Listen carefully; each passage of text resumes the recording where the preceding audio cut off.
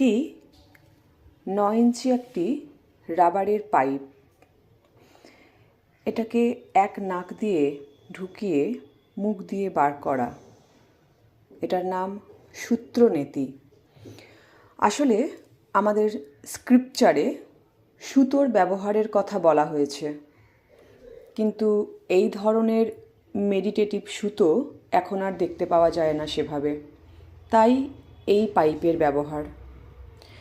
এই পাইপ ব্যবহার করার আগে অবশ্যই উষ্ণ গরম জলে ধুয়ে নেওয়া উচিত এবং খুব সাবধানতার সাথে আস্তে আস্তে এই অভ্যাস করা দরকার। আমাদের হঠযোগে শরীর শুদ্ধিকরণের জন্য যে 6টি ক্রিয়ার কথা বলা হয়েছে, সেই 6টি ক্রিয়ার অন্যতম এই সূত্রনেতি। এই সূত্রনেতির বহু উপকারিতা রয়েছে, যেমন সাইনাস পরিষ্কার করে,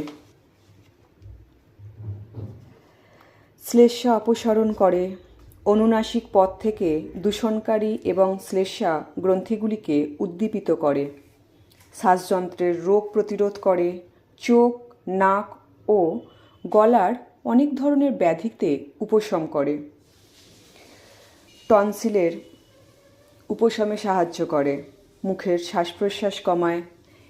এছাড়া আরও বহু ধরনের এর উপকারিতা রয়েছে।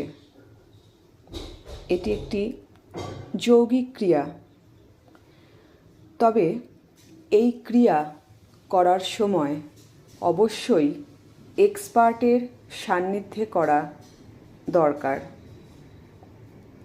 খুব ধীরে ধীরে এবং সতর্কতার সাথে। আশা করছি এই ভিডিওটা আপনাদের ভালো লাগবে। ওম নমঃ শিবায়। আপনারা প্রত্যেকে ভালো থাকবেন।